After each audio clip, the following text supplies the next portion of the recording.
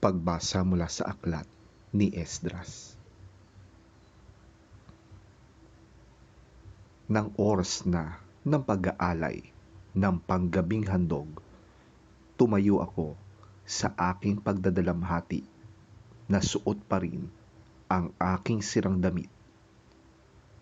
Lumuhod ako at nanalangin, nakataas ang mga kamay kay Yahweh na aking Diyos.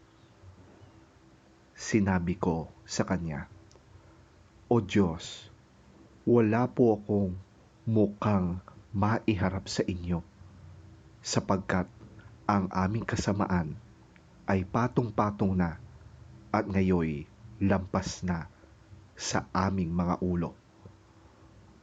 Ang aming kasalanan ay abot na sa langit. Mula pa sa panahon ng aming mga ninuno hanggang ngayon, kami po na inyong bayan ay lubog na sa kasalanan. Dahil po sa aming mga kasalanan, kami, pati ang aming mga hari at mga pari, ay pinabayaan ninyong madaig at masakop ng mga hari ng ibang mga lupain. Pinagpapatay nila kami, binihag at pinagnakawan.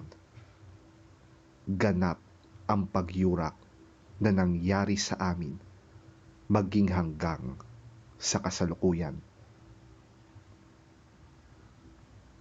Gayunman, Yahweh na aming Diyos, pinakitaan pa rin ninyo kami ng kagandahang loob, maging ito may sa isang maikling panahon lamang. Ilang tao ang pinalaya ninyo mula sa pagkaalipin at ligtas na pinatira sa banal na dakong ito upang bigyan ninyo ng bagong pag-asa at buhay.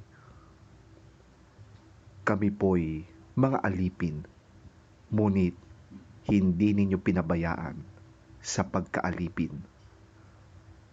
Sa halip, ipinakita ninyo ang inyong tapat na pag-ibig nang inudyukan ninyo ang mga hari ng Persya na sumang-ayon sa amin at pahintulutan kaming mamuhay at muling itayo ang templo na nooy wasak na wasak. Iningatan din ninyo kami sa Huda at sa Jerusalem.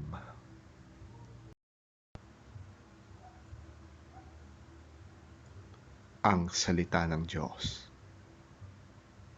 Salamat sa Diyos.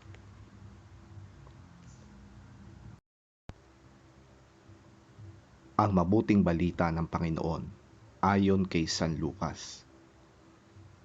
Papuri sa iyo, Panginoon. Tinipon ni Jesus ang 12 at binigyan sila ng kapangyarihang magpalayas ng mga demonyo at magpagaling ng mga may sakit.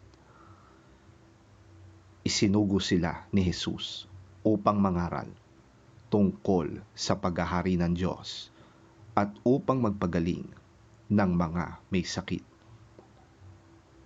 Sila'y pinagbilinan niya.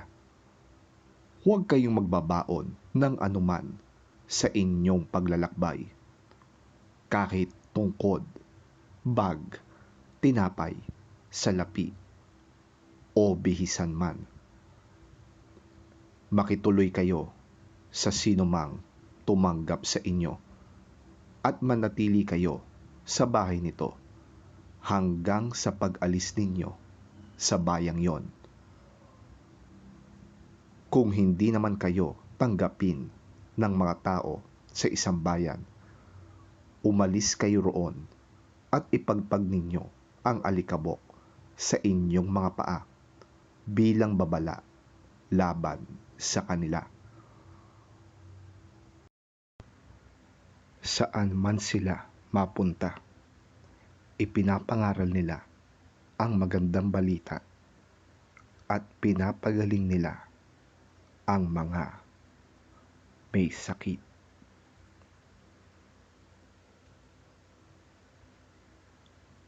Ang mabuting balita ng ating Panginoon.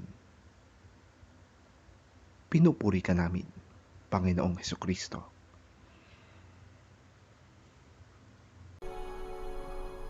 When Jesus had called the 12 together, he gave them power and authority to drive out all demons and to cure diseases. And he sent them out to proclaim the kingdom of God and to heal the sick. He told them, "Take nothing for the journey. No staff, no bag, no bread, no money, no extra shirt. Whatever house you enter, stay there until you leave that town. If people do not welcome you, leave their town and shake the dust off your feet as a testimony against them." So they set out and went from village to village, proclaiming the good news and healing people everywhere.